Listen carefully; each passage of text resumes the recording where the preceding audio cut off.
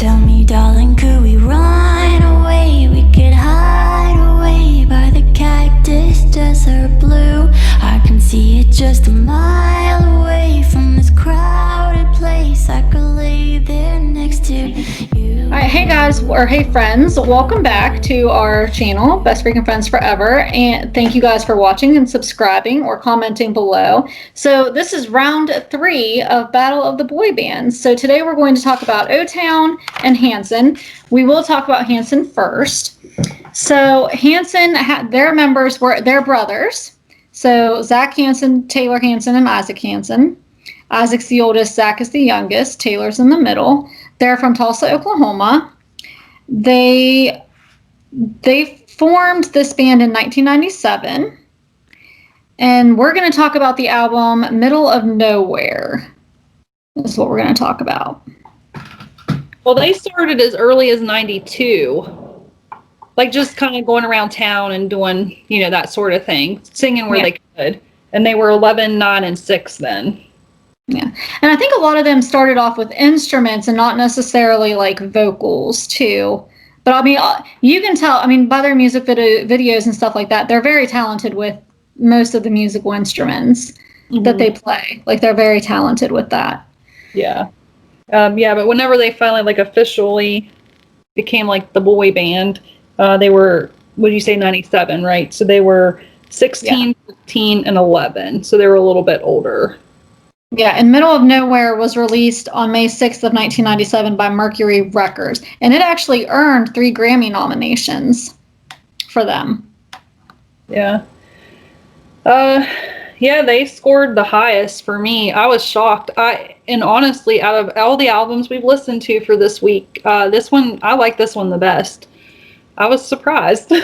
I didn't think that was going to happen. It was just, I didn't feel like I was listening. Every time I listened to another song, I didn't feel like I was listening to the same thing again. The other ones I felt like every time it was like, same song. It just felt like that, which this, they definitely, they have a different sound to them too. It's not your typical boy band sound. Bop was, but it's not, you know, that was like their, what they call bubble gum.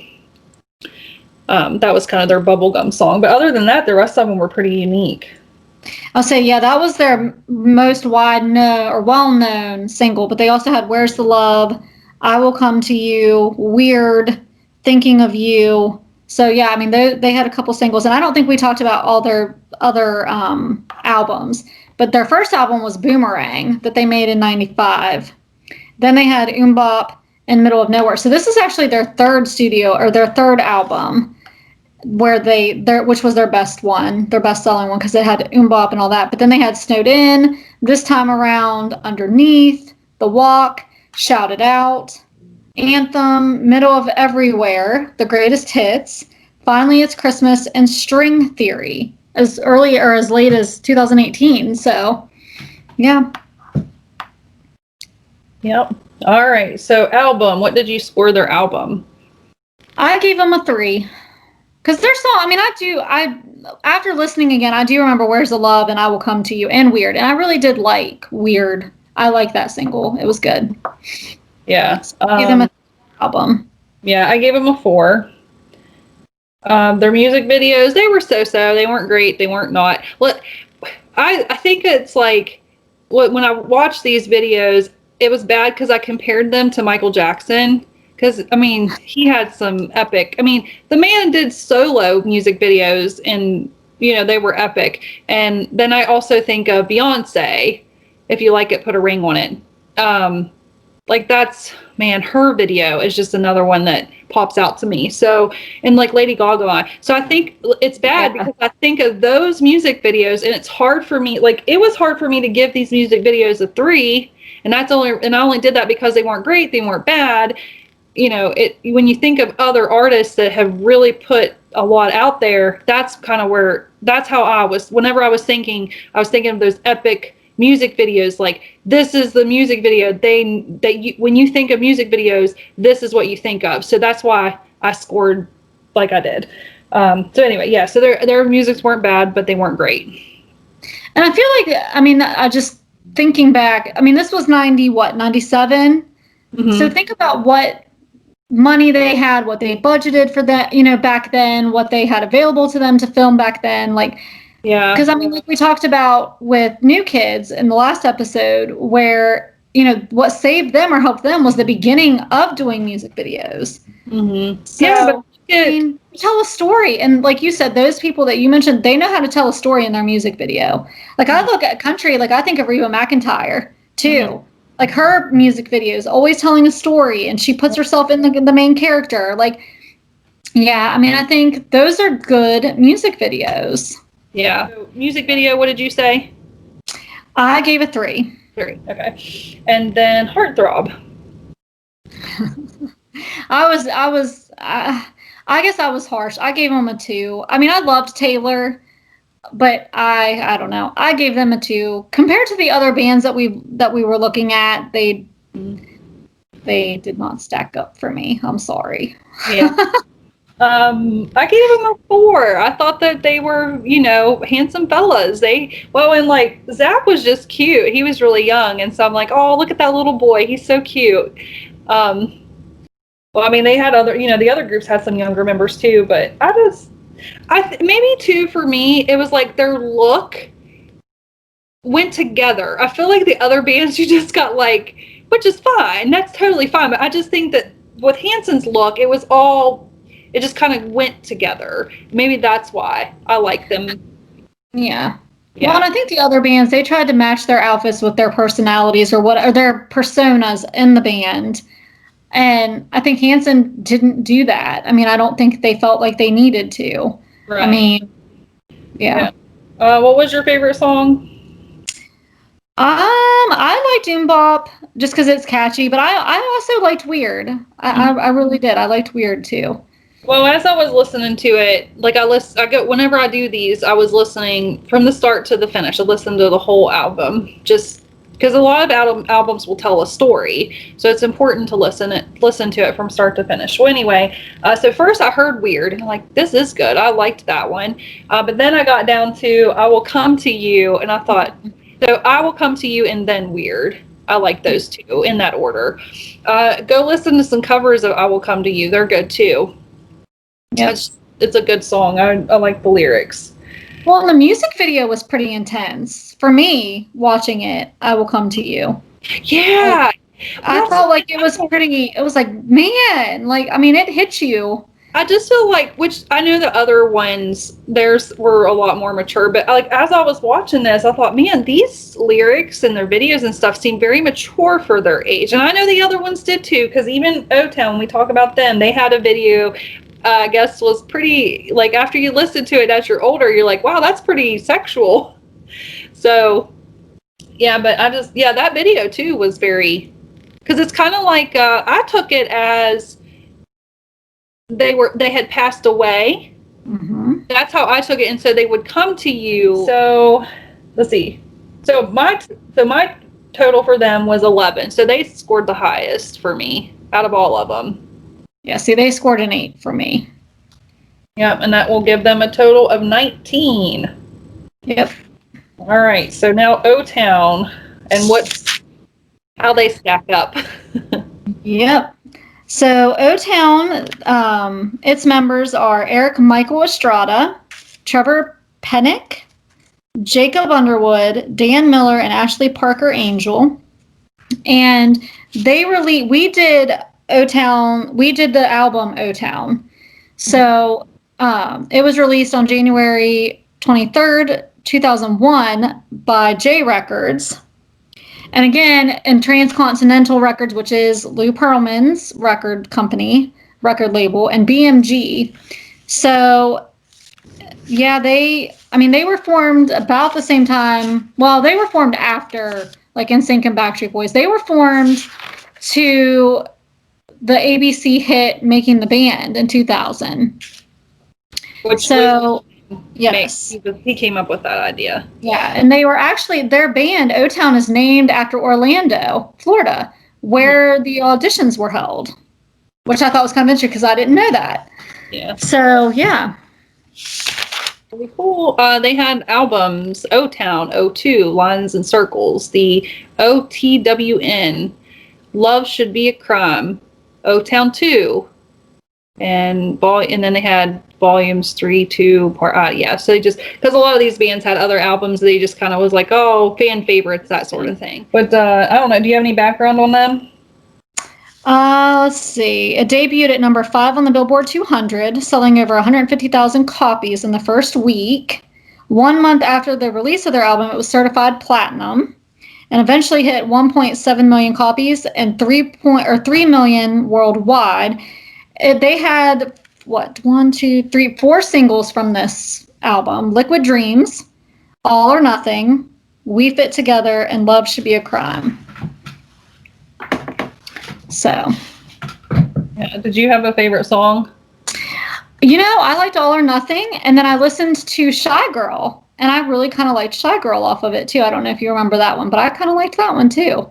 Yeah, I liked All or Nothing. That's probably, I don't know. If I had to, if you're Stephanie, decide now, what are you going to pick? I guess that would be it. I don't know. Yeah. This was out of all of the albums we listened to, this one and Sync were my favorite. Like, I really liked this one. I liked the lyrics of all the songs. I liked them. Yeah. I liked this album the best. Yeah, Hanson was middle of nowhere. That was mine.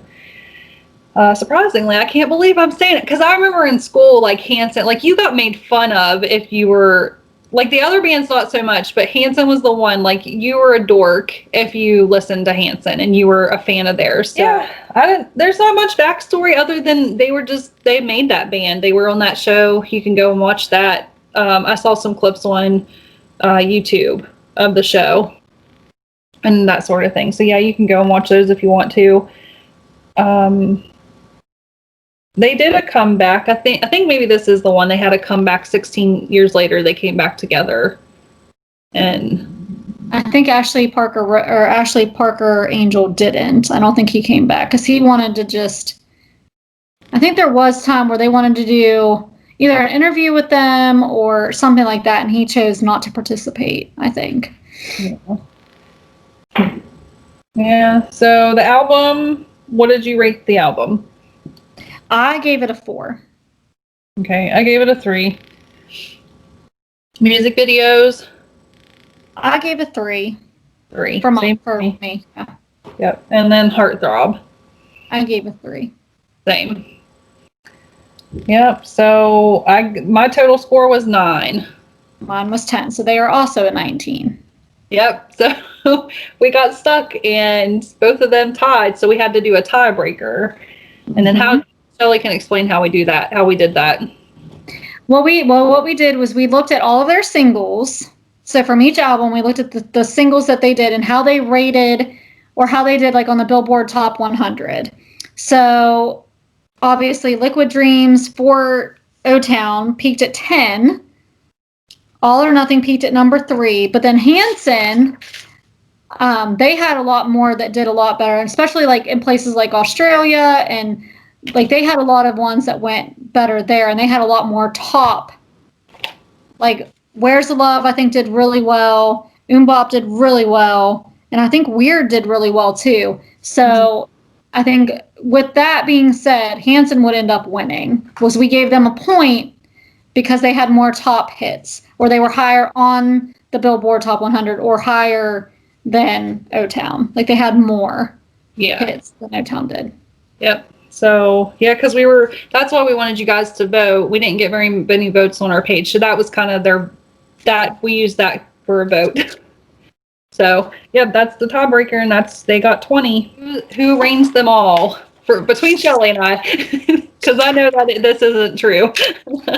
Not for the, no. So really, we have to take back, and so we got to look back. Our first winner was NSYNC. Mm-hmm. Our second winner was... And Sync had 19. Yeah. Yeah. 98 Degrees. Yep. I think they had, 20? Did they have 20? Yeah. Okay, so 98 Degrees had 20. And then we had Hanson with 19 as well. So then we had another tie. Well, no, Hanson had 20. Because they got that extra point. Okay. Okay. Yeah. So now we have, so would we have 98 Degrees and Hanson. Yeah. Yeah. So then we did the same thing for both of them. And I think, let's see, The Hardest Thing peaked at number 3. True to Your Heart, I think. So we did the same thing. We looked at the billboards. Right. And who did we say won?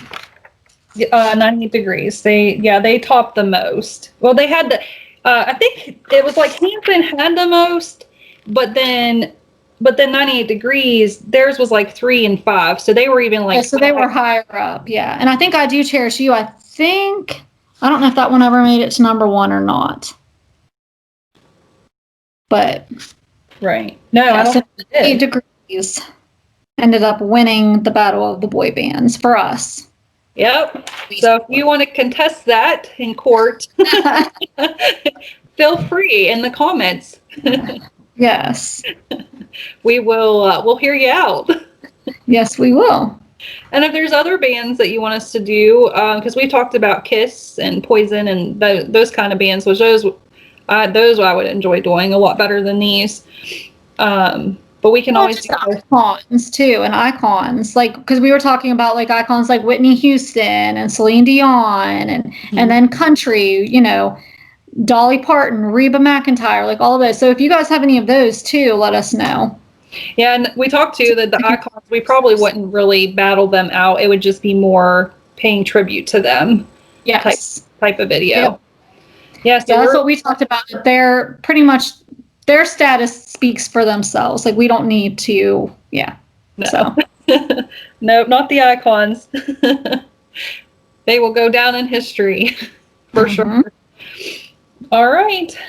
So now we can talk about what we're going to do next week. What, the 26th? Yeah. And the 29th. So for the 26th, we're going to be doing seasons 1 and seasons 2 of Saved by the Bell. Yep. So that's something we've been working on and watching, because we decided we wanted to do TV shows, but that was something we kind of had to work on the side as we're watching movies. It kind of made it tough. It's been hard to kind of get it going and really getting these watched. So we're going to do seasons 1 and 2. Our plan is because there's 5 seasons total. We're just going with the original show, because there's other spin-offs and things like that too, that if you guys want us to, we can get into those. So we're going to do 1 and 2, and then we'll do 3 and 4, and then we'll do season 5, and that one we'll kind of talk about as a whole and the history and that sort of thing, because it has a lot of history to it, like a lot of backstory. And then do you want to tell them what we're doing Friday? On Friday, we are covering a Netflix favorite, or a new one, Bridgerton season 1, because there's only one, and we're going to do episode 1 and 2, or episodes 1 and 2. So I'm excited for that. So we're going to cover a Netflix favorite. We're going to kind of go out of the glory days of future, maybe, like we've talked about, future glory days. Yeah. Yep, I'm excited because I've already seen the show, and I'm rewatching it now for this because it's just so good. And it's, it's still going strong. It came out December 25th, so people are still talking about it. So we want to talk about it. Yeah. Now that you've survived the battle, tune in with us next week and watch some TV shows. Yeah. Yep. All right, guys. Well, we thank you for subscribing and liking and commenting and all that good stuff. We had fun doing this week, and we hope you enjoyed it as well. And until next time, that's it in a nutshell.